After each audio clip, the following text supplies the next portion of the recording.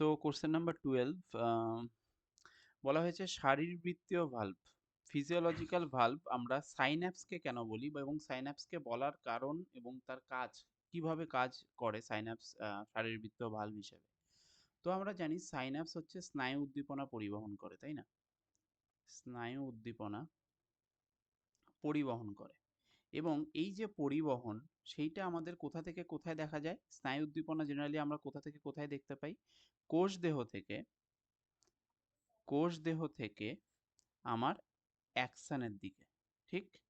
কোষ দেহ থেকে অ্যাকশনের দিকে, যেটা আরো এলাবোরেটলি আমরা ডেনড্রাইট, ডেনড্রন সেই হিসাবে, তারপর কোষ দেহ, তারপর অ্যাকশন অ্যান্ড দেন প্রান্তীয় যে টিউব বা নল বা নব যাই বলো, তো সেইখানে সেইভাবে যাচ্ছে। তো এই যে উদ্দীপনাটা পরিবহন হচ্ছে এটা কিন্তু একমুখী পরিবহন, মানে কোষ দেহ থেকেই কিন্তু অ্যাকশনের দিকে যাচ্ছে।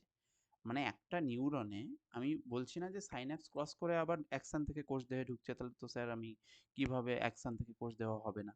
তো এটা আমি একটা নির্দিষ্ট নিউরনের কথা বলছি। যখন স্পেসিফিক একটা নিউরন বলবো তখন সবসময় কোষ দেহ থেকেই কিন্তু অ্যাকশনের দিকে যাবে, কারণ কোষ দেহতে সেই গ্রাহক কোষ মানে ডেনড্রাইটস গুলো আছে এবং সেখান থেকেই কিন্তু অ্যাকশনের দিকে প্রবাহিত হবে।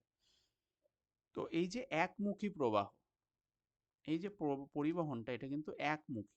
তো এই কারণে আমরা যেমন ভালভ ভালভ আমাদের যেমন হার্টেও থাকে, তো সেখানে আমরা কি দেখতে পাই? একটা নির্দিষ্ট অভিমুখেই কিন্তু ব্লাডের সার্কুলেশনটা হয় এবং তারপর কিন্তু ভালভগুলো বন্ধ হয়ে যায়। তো সেম ভাবেই কিন্তু ফিজিওলজিক্যাল ভালভ হিসেবে কিন্তু আমাদের এখানে সাইন্যাপস কাজ করছে একমুখী পরিবহনে। তো এই কারণেই কিন্তু আমরা সাইন্যাপসকে শারীরবৃত্তীয় ভালভ বলে থাকি। ঠিক আছে?